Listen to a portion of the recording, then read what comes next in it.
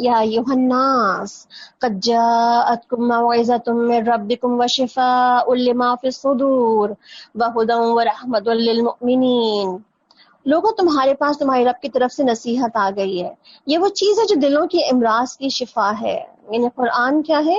دلوں کی شفا ہے. اور آپ دیکھیں نا، یہی بات تو اللہ تعالیٰ کی جو ہمیں یقین ہے اس بات پر، اس لیے ہم قرآن سے بہت ساری آیتیں شفا کی نکال کر کے اس کو پڑھتے ہیں تاکہ قرآن جو ہے ہمیں شفا نصیب کرے. عائشہ رضی اللہ عنہ فرماتی ہیں کہ ایک بار رسول اکرم صلی اللہ علیہ وسلم نے مجھے دیکھا کہ ایک عورت میرا علاج کر رہی ہے. یعنی کسی کوئی تکلیف ہوگی، کوئی بیماری ہوگی، تو ایک عورت کو بلایا، انہوں نے جو علاج کر رہی تھی، تو آپ صلی اللہ علیہ وسلم نے فرمایا کہ کتاب اللہ کے ساتھ علاج کرو. یعنی کہ اللہ کی آیات پڑھ کر علاج کرو. یعنی وہ کوئی طریقہ اور اختیار کر رہی ہوگی، اس لیے کہا کہ قرآن پاک کے ساتھ علاج کرو. اس کا مطلب ہے قرآن پاک کیا ہے؟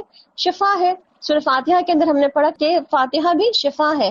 اسی طرح آپ دیکھیں، بار بار کسی مریض پر اگر شفا کی دعائیں، اور آپ شفا کی دعائیں جو ہے وہ، یا مریض کی بیماری کی جو علاج کی دعائیں ہیں، یہ بھی آپ ایاک نستعین میں لکھی ہوئی پا سکتے ہیں کہ وہاں پر لکھی ہوئی موجود ہے. تو جو بھی دعائیں لکھی ہوئی موجود ہے وہاں سے آپ اس کو پڑھ لیں تو الحمدللہ افاقہ ہوگا. تو یہاں پر اللہ تعالیٰ کیا فرما رہے ہیں کہ مریض پر دعا پڑھ کے دم کر دیا جائے تو اس پہ افاقہ ہو جاتا ہے. اسی ذریعے سے لوگوں کا علاج کیا جائے. پھر آپ دیکھیں، ایک یہ بات یہ بھی سمجھ آتی ہے، قرآن سینے کی بیماریوں کی شفا ہے. یعنی گھٹن، وسوسے، برے خیالات اور فاسد ارادے، بری نیتیں جو شیطان ہمارے دلوں میں ڈال رہا ہوتا ہے، ان سب کو بھی قرآن ہمارے دلوں سے نکال دیتا ہے، صاف ستھرا کر دیتا ہے. ابن قیم کہتے ہیں کہ دلوں اور جسموں کی بیماری کوئی ایسی نہیں جس کا علاج اور اس کی سبب کی طرف رہنمائی کا ذریعہ قرآن میں موجود نہ ہو. کوئی بیماری ایسی ہے اس کا علاج اللہ تعالیٰ نے خود ہمارے دلوں میں نہ ڈال دیا ہو. تو اس نعمت اور رحمت اور ہدایت کی آنے پر ہمارا طرز عمل کیا ہونا چاہیے؟ قرآن کو پڑھنا اور اس سے نصیحت حاصل کرنا اور اس سے اپنے دلوں کی شفا کا انتظام کرنا. تو یہ وہ چیز ہے جو دلوں کے امراض کی شفا ہے، اور جو اسے قبول کر لیں ان کے لیے رہنمائی اور رحمت ہے. اے نبی صلی اللہ علیہ وسلم، کہو کہ یہ اللہ کا فضل اور اس کی رحمت ہے کہ یہ چیز اس نے بھیجی ہے. اس پر تو لوگوں کو خوشی منانی چاہیے، اور یہ سب ان چیزوں سے بہتر ہے جنہیں لوگ سمیٹ رہے ہیں. اے نبی صلی اللہ علیہ وسلم، ان سے کہو، تم لوگوں نے کبھی یہ سوچا ہے کہ جو رزق اللہ نے تمہارے لیے اتارا تھا اس میں سے تم نے خود ہی کسی کو حرام اور کسی کو حلال ٹھہرا لیا؟ ان سے پوچھو کہ اللہ نے تم کو اس کی اجازت دی تھی؟ یعنی کہ کیا تمہیں پرمیشن ملی تھی اس بات کی کہ یہ کرو؟ ام علی اللہ تفترون، یا تم اللہ پہ جھوٹ گڑھ رہے ہو؟ جو لوگ اللہ پہ جھوٹ باندھتے ہیں ان کا کیا گمان ہے کہ قیامت کے روز ان سے کیا معاملہ ہوگا؟ اللہ تو لوگوں پہ مہربانی کی نظر رکھتا ہے، مگر اکثر انسان ایسے ہیں جو شکر نہیں کرتے. وما تکون فی شأن وما تتلو منہ من قرآن. اے نبی صلی اللہ علیہ وسلم، جس حال میں تم ہوتے ہو اور قرآن میں جو کچھ بھی تم سناتے ہو اور لوگوں جو کچھ بھی تم کرتے ہو، اس سب کے دوران ہم تمہیں دیکھ رہے ہوتے ہیں. کوئی ذرہ برابر چیز آسمان اور زمین میں ایسی نہیں ہے، نہ چھوٹی اور نہ بڑی، جو تمہارے رب کی نظر سے پوشیدہ ہو اور ایک صاف دفتر میں درج نہ ہو. سنو، جو اللہ کے دوست ہیں، جو ایمان لائے، جنہوں نے تقوی اختیار کیا، ان کے لیے کسی خوف اور رنج کا موقع نہیں. دنیا اور آخرت دونوں زندگیوں میں ان کے لیے بشارت ہی بشارت ہے. اللہ تعالیٰ یہاں پہ کیا فرما رہے ہیں کہ ان کے لیے بشارت ہی بشارت ہے.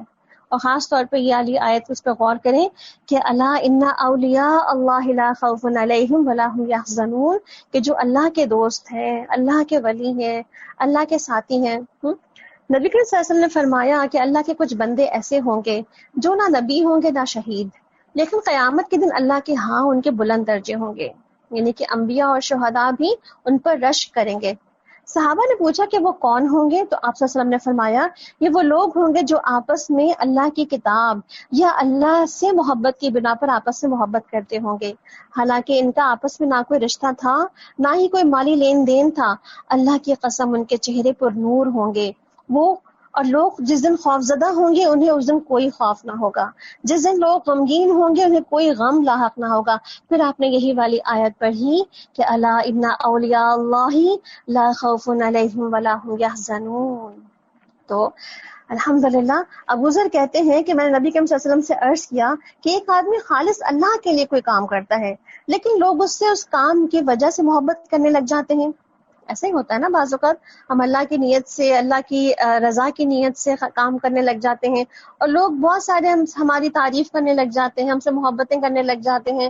تو ابو ذر بالکل جینوئن سی بات پوچھ رہے ہیں کہ ایسا ہو جاتا ہے، ہماری نیت خالص ہوتی ہے، مگر جب لوگ اتنی واہ واہ کرنے لگ جاتے ہیں تو پھر ہمیں لگتا ہے ڈر کہ کہیں ایسا نہ ہو کہ اللہ تعالیٰ ہماری نیت کو جو ہے وہ کہتے ہیں نا کہ قبول نہ کرے، یا ہمارے عمل کو جو ہے وہ ہم سے جو ہے وہ ہٹا لے کہ بھائی دنیا چاہنے کے لیے کیا تھا.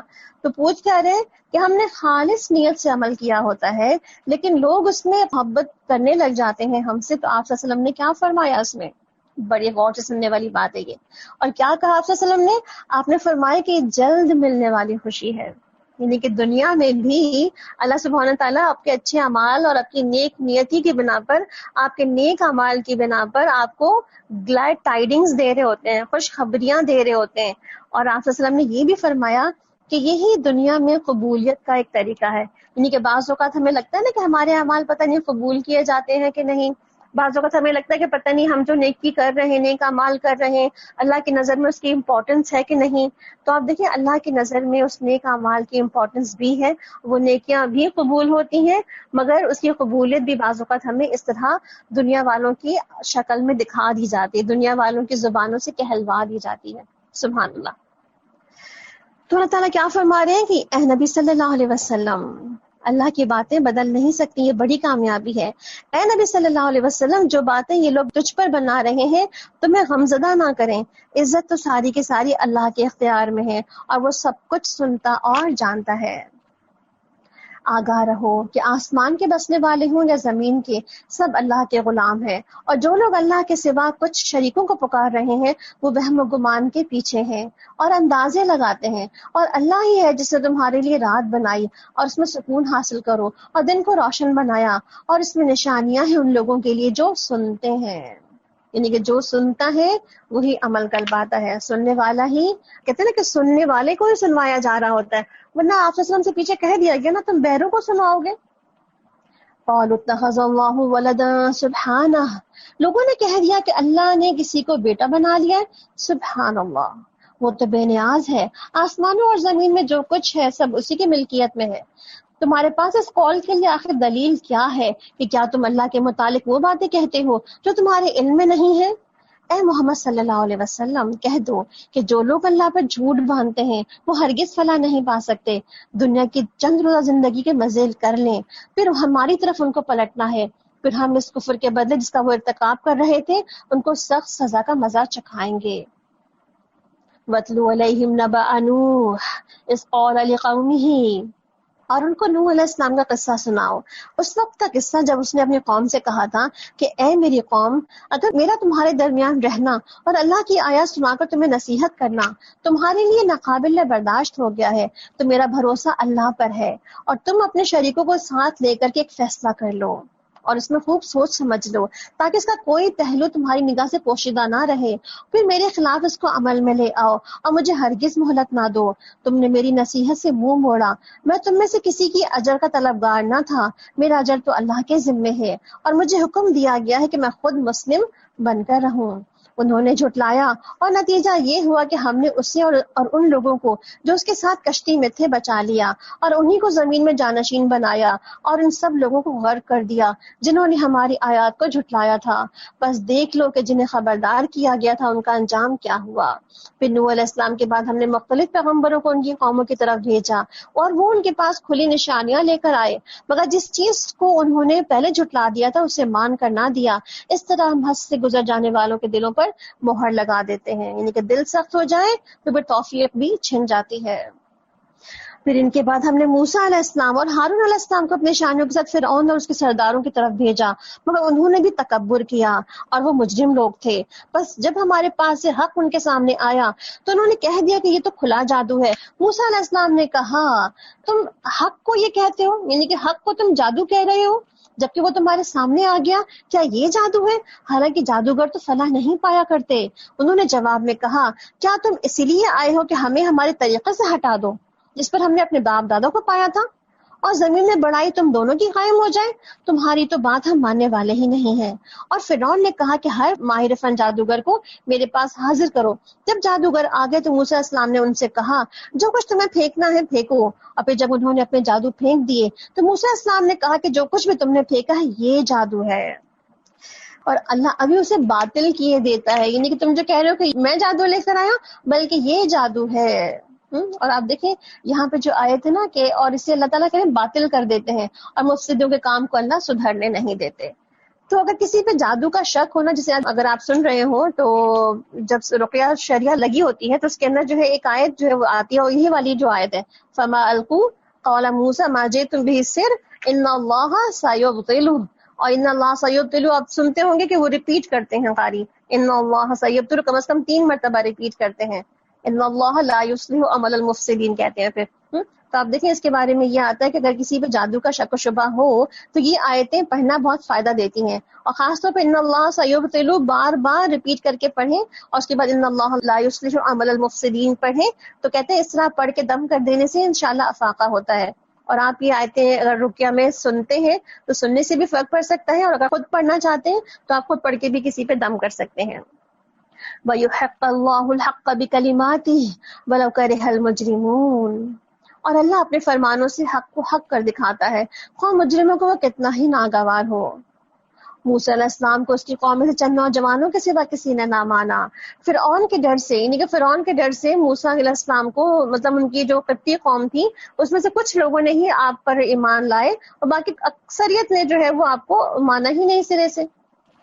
اور خود اپنے قوم کے سرداروں کے ڈر سے کہ فرعون ان کو عذاب میں مبتلا کر دے گا، اور واقعہ یہ ہے کہ فرعون زمین میں غلبہ رکھتا تھا، اور ان لوگوں میں سے تھا جو کسی بھی حد پہ نہیں رکتے، یعنی کسی بھی طرح کی سزا دینے کی طاقت رکھتا تھا، اور دے بھی دیتا تھا۔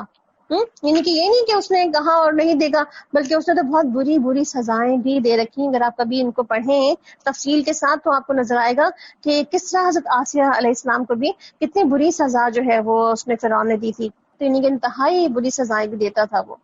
موسیٰ علیہ السلام نے اپنی قوم سے کہا کہ لوگوں، اگر تم واقعی اللہ پر ایمان رکھتے ہو تو اس پر بھروسہ کرو اگر مسلمان ہو۔ انہوں نے جواب دیا کہ ہم نے اللہ پر ہی بھروسہ کیا، اے ہمارے رب ہمیں ظالم لوگوں کے لیے فتنہ نہ بنا، اور اپنی رحمت سے ہم کو کافروں سے نجات دے دے۔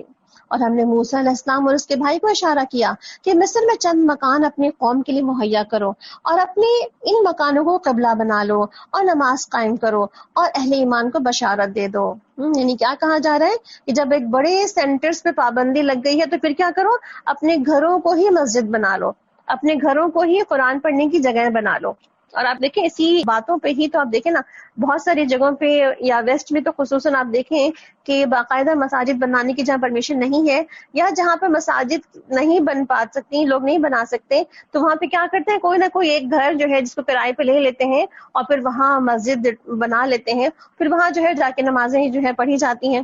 تو کیا کہا جا رہا ہے یہاں پہ کہ اہل ایمان کے لیے کسی جگہ پہ وہ جو داخلہ ہے مسجدوں کا وہ بند نہ کیا جائے، اور اگر مسجدیں بند ہو جائیں جیسے آج کل مسجدیں بند ہیں بہت سی بیشتر علاقوں میں دنیا کے، تو کیا ہے اپنے گھروں کو ہی مساجد بنا لیا جائے، اور وہیں پر ہی جماعت سے نماز پڑھنے کا اہتمام کر لیا جائے۔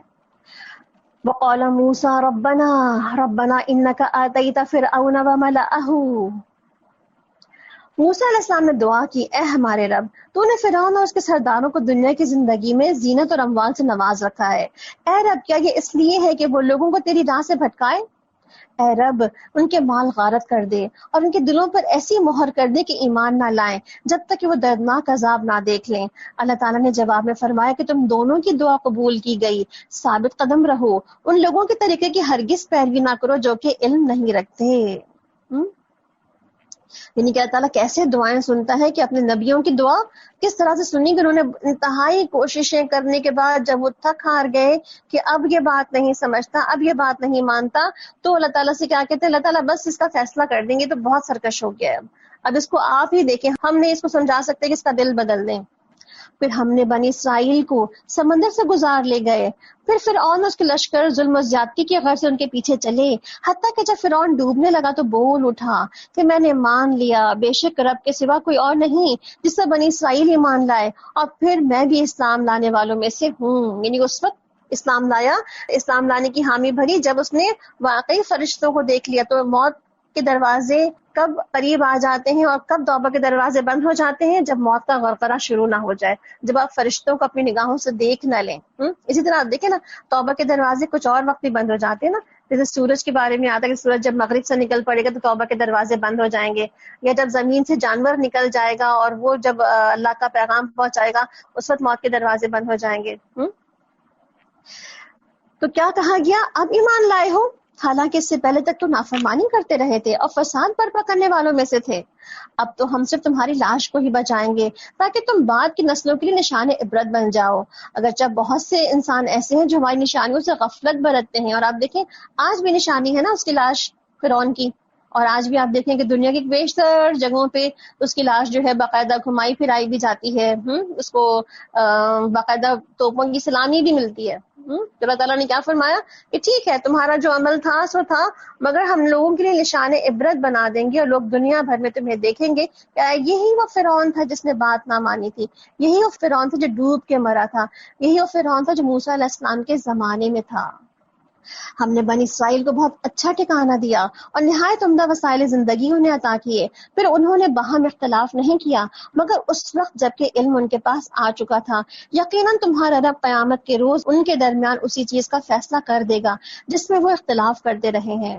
اب اگر تمہیں اس ہدایت کی طرف سے کچھ بھی شک ہو جو ہم نے تم پر نازل کی ہے تو ان لوگوں سے پوچھ لو جو پہلے سے کتاب پڑھ رہے ہیں. فی الواقع تمہارے پاس حق ہی لے کر آیا ہے، تمہاری رب کی طرف سے ہے، لہٰذا تم شک کرنے والوں میں سے نہ ہو اور ان لوگوں میں نہ شامل ہو جنہوں نے اللہ کی آیات کو جھٹلا دیا ہے، ورنہ تو تم نقصان اٹھانے والوں میں سے ہو جاؤ گے. ان الذین حقت علیہم کلمۃ ربک کلمۃ ربک لا یؤمنون. حقیقت یہ ہے کہ جن لوگوں پر تیرے رب کا قول سچ ہو گیا ہے، یعنی کہ رب کی بات سچی ہو گئی ہے، رب کی آزمائشیں پوری سچی طور پر سامنے آ گئی، یا عذاب سامنے آ گیا ہے، ان کے سامنے خواہ تم کوئی نشانی لے آؤ کبھی مان کر نہ دیں گے، یعنی کہ ایمان نہیں لائیں گے وہ جب تک کوئی نشانی بھی تمہیں دکھا دو. اور آپ دیکھیں نا قرآن کی نشانیاں بھی تو دکھائی جا رہی ہیں نا، یہ دیکھو یہ پہلے واقعات ہیں، دیکھو یہ پہلے قوموں کے ساتھ ایسا ہوا تھا، دیکھو ایسا ہوا تھا. اور جب ہم نہیں مانتے تو پھر ہم کیا کہتے ہیں؟ نہیں وہ ہمارے لیے تو نشانی نہیں آئی نا، ہم نے تو نہیں دیکھی نا اپنی آنکھوں سے. ہم انڈائریکٹ دیکھیں یا ڈائریکٹ دیکھیں ایک ہی بات ہے میرے خیال سے. تو کیا کہا جا رہا ہے یہاں پہ کہ نشانی تم کچھ بھی ان کو دکھا دو، انہوں نے ایمان تو نہیں لانا جب تک کہ وہ دردناک عذاب اپنے سامنے سے آتا نہ دیکھ لیں. یعنی خود جب اس میں پڑیں گے تبھی بات سمجھ آئے گی. پھر کیا ایسی کوئی مثال ہے کہ ایک بستی عذاب دے کر ایمان لائی ہو اور اس کا ایمان اس کے نفع بخش ہو گیا ہو؟ یونس علیہ السلام کی قوم کے سوا اور کوئی نہیں، یعنی کہ سوائے یونس علیہ السلام کی قوم کے کوئی بستی ایسی نہیں تھی کہ جس پر عذاب آنے والا ہو اور اس نے اللہ تعالیٰ سے توبہ اور استغفار کرنے شروع کر دی ہو اور اللہ تعالیٰ نے اس کے اوپر سے وہ عذاب ٹال دیا ہو. تو آپ دیکھیں استغفار کے فائدے کتنے ہوتے ہیں، استغفار کی برکات کتنی زیادہ ہیں، جس سے اللہ تعالیٰ جو ہے وہ بہت سے کہتے ہیں نا کہ عذاب بھی ٹال دیتا ہے ہمارے اوپر سے آنے والے. تو اللہ تعالیٰ کہہ رہے ہیں کہ باقی کوئی بستی ایسی نہیں ثابت ہوئی جس کو، جبکہ صالح علیہ السلام نے جب اونٹنی کو انہوں نے کاٹ دیا تھا ان کو، تو پھر کیا کہا تھا کہ 3 دن انتظار کرو اور 3 دن کے بعد عذاب آ جائے گا، مگر انہوں نے 3 دن کی مہلت کو بھی کیا سمجھا یہ تو ایسی کہہ کے چلا گیا، اس میں کچھ بھی نہیں ہوگا، یعنی کہ اس وقت بھی توبہ استغفار کی ان کو توفیق نہیں ہوئی تھی. مگر یہاں دیکھیں جیسے ہی یونس علیہ السلام اپنی بستی سے نکل گئے تھے ان کی قوم کو اسی وقت بات سمجھ آ گئی کہ نہیں، اگر نبی ہمیں چھوڑ کر چلا جائے تو اس کا مطلب کیا ہوتا ہے کہ پھر تو قوم پر عذاب ہی آتا ہے. تو فوراً ہی ان کی قوم نے استغفار و توبہ کی دعائیں شروع کر دی تھی اور تعالیٰ نے ان کے اوپر سے عذاب ٹال دیا تھا. وہ قوم جب ایمان لے آئی تھی تو البتہ ہم نے ان کے اوپر دنیا کی زندگی میں رسوائی کا عذاب ٹال دیا تھا اور ان کو ایک مدت تک زندگی سے بہرمند ہونے کا موقع بھی دے دیا.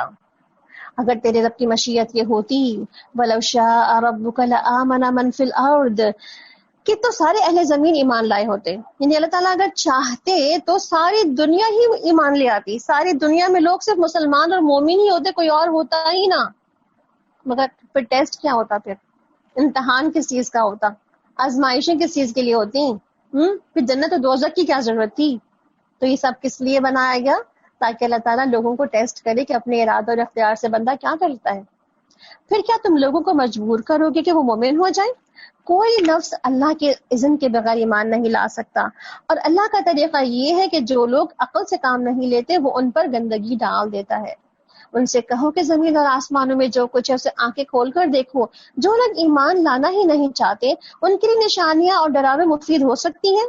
اب یہ لوگ اس کے سوا اور کس چیز کے منتظر ہیں کہ وہی برے دن دیکھے جو ان سے پہلے گزرے ہوئے لوگ دیکھ چکے ہیں. ان سے کہو کہ اچھا انتظار کرو، میں بھی تمہارے ساتھ انتظار کرتا ہوں. پھر ہم اپنے رسولوں کو اور ان لوگوں کو بچا لیا کرتے ہیں جو ایمان لائے ہوں، اور ہمارا یہی طریقہ ہے اور ہم پر حق یہ ہے کہ ہم مومنوں کو بچا لیں. قل یا ایھا الناس ان کنتم فی شک من دینی فلا اعبد الذین تعبدون من دون اللہ. اے نبی صلی اللہ علیہ وسلم کہہ دو کہ لوگوں اگر ابھی تک میرے دین کے متعلق کسی شک میں ہو تو سن لو کہ تم اللہ کے سوا جن کی بندگی کرتے ہو میں ان کی عبادت نہیں کرتا، بلکہ صرف میں اسی اللہ کی بندگی کرتا ہوں جس کے قبضے میں تمہاری موت ہے. مجھے حکم دیا گیا ہے کہ میں ایمان لانے والوں میں سے ہو جاؤں، اور مجھ سے فرمایا گیا ہے کہ میں یکسو ہو کر اپنے آپ کو اسی دین پر ہی قائم رکھوں، دین حنیف پر اپنے آپ کو قائم رکھوں. واقم وجہک للدین حنیفا ولا تکونن من المشرکین، اور ہرگز مشرکوں میں سے نہ ہو جاؤں. ولا تدعو من دون اللہ ما لا ينفعک ولا يضرک، اور اللہ کو چھوڑ کر کسی ایسی ہستی کو نہ پکاروں جو تجھے جو تجھے فائدہ نہ دیتی ہو اور نہ ہی نقصان دے سکتی ہو. اگر تو ایسا کرے گا تو ظالموں میں سے ہو جائے گا. اور اگر تجھے اللہ کسی مصیبت میں ڈال دے تو خود اس کے سوا کوئی نہیں جو اس مصیبت کو ٹال سکے، اور اگر وہ تمہارے حق میں کسی بھلائی کا ارادہ کرے تو اس کے فضل کو کوئی پھیرنے والا بھی نہیں ہے. اسی بات پر ہمارا پکا بلیو ہونا چاہیے کہ اللہ کچھ دینا چاہے تو کوئی چھین نہیں سکتا، اور اللہ اگر نہ دینا چاہے تو پھر کوئی دے نہیں سکتا. وہ اپنے بندوں میں سے جس کو چاہتا ہے اپنے فضل سے نوازتا ہے، اور وہ درگزر کرنے والا اور رحم فرمانے والا ہے. قل یا ایھا الناس قد جاءکم الحق من ربکم، اے محمد صلی اللہ علیہ وسلم کہہ دو کہ لوگوں تمہارے پاس تمہارے رب کی طرف سے قرآن یعنی کہ حق آ چکا ہے. جو اب سیدھی راہ اختیار کرے گا ہدایت اسی کے لیے مفید ہے، اور جو گمراہ رہے اور اس کی گمراہی اسی کے لیے تباہ کن ہے. اور میں تمہارے اوپر کوئی حوالہ دار نہیں ہوں. اور اے نبی صلی اللہ علیہ وسلم تم اس ہدایت کی پیروی کیے جاؤ جو تمہاری طرف بذریعہ وحی بھیجی جا رہی ہے، اور صبر کرو یہاں تک کہ اللہ فیصلہ کر دے، اور وہی بہترین فیصلہ کرنے والا ہے. سورہ ہود. بسم اللہ الرحمن الرحیم. الف لام را کتاب احکمت آیاتہ ثم فصلت من لدن حکیم خبیر. الف لام را فرمان ہے جس کی آیتیں پختہ اور مفصل ارشاد ہوئی ہیں، اور ایک دانا اور باخبر ہستی کی طرف سے ہے کہ نہ تم عبادت کرو مگر صرف اللہ کی، اور میں اسی کی طرف تم کو خبردار کرنے والا بھی ہوں اور بشارت دینے والا بھی. اور یہ کہ تم اپنے رب سے معافی چاہو، اس کی طرف پلٹ آؤ تو وہ ایک مدت خاص تک تم کو اچھا سامان زندگی دے گا، اور ہر صاحب فضل کو اس کا فضل بھی عطا کرے گا. لیکن اگر تم منہ پھیرتے ہو تو میں تمہارے حق میں بڑے ہولناک دن کی عذاب سے ڈرتا ہوں. تم سب کو اللہ کی طرف پلٹنا ہے اور وہ سب کچھ کر سکتا ہے.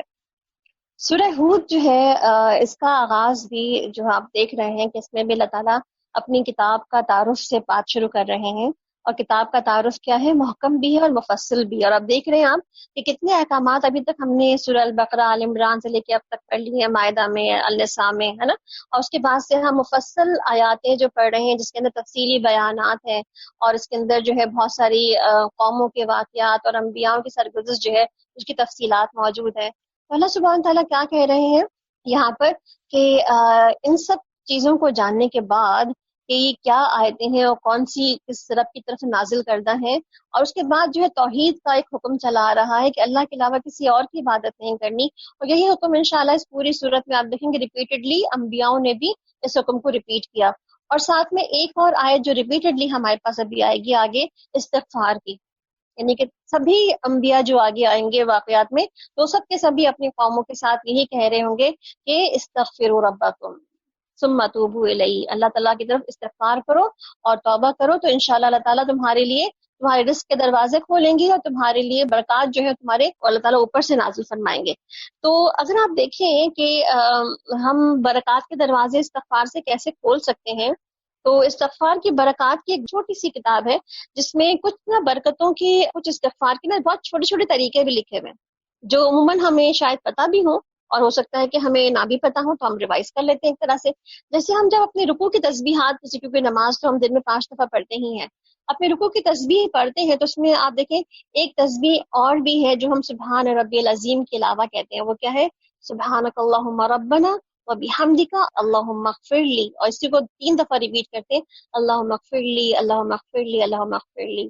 تو آپ دیکھیں ہم رکوع کی تسبیح میں بھی استغفار کر سکتے ہیں۔ اسی طرح آپ دیکھیں کہ سجدے کی تسبیحات جو ہوتی ہیں سبحان ربی الاعلیٰ، اس کے علاوہ بھی استغفار ہے اس کے اندر، اب وہ کیا ہے؟ اللہم اغفر لی ذنبی کلہ دقہ وجلہ واولہ وآخرہ وعلانیتہ وسرہ، یعنی اللہ تعالیٰ میرے تمام گناہ چھوٹے بڑے اگلے پچھلے ظاہر و پوشیدہ سب بخش دے۔ تو یہ بھی ایک تسبیح ہے جو ہم استغفار میں بخشش کی استغفار کی تسبیح کر سکتے ہیں۔ اس دفعہ رمضان میں کچھ استغفار کی تسبیحات اپنے ہم نمازوں میں بھی ایڈ کر سکتے ہیں۔ اسی طرح آپ دیکھیں دونوں سجدے میں جب درمیان میں ہم بیٹھتے ہیں اس وقت بھی تسبیح ہوتی ہے ایک، وہ کیا ہے؟ رب اغفر لی، رب اغفر لی سب سے چھوٹی تسبیح ہے، اتنی یاد رہ جانے والی ہے کہ آپ کو بھول نہیں سکتی۔ تو آپ جب دونوں سجدوں کے درمیان جب اٹھے تو رب اغفر لی، رب اغفر لی 3 دفعہ اس کو کہہ لیں تو یہ بھی تسبیح ایک ہو جاتی ہے۔ اور اس کے بعد آپ تشہد میں بیٹھ جائیں تو اس وقت آپ صلی اللہ علیہ وسلم نے جو ہمیں دعائیں سکھائی ہیں اس میں ایک دعا یہ بھی ہے، اللہم انی ظلمت نفسی ظلما کثیرا ولا یغفر الذنوب الا انت فاغفر لی مغفرۃ من عندک وارحمنی انک انت الغفور الرحیم۔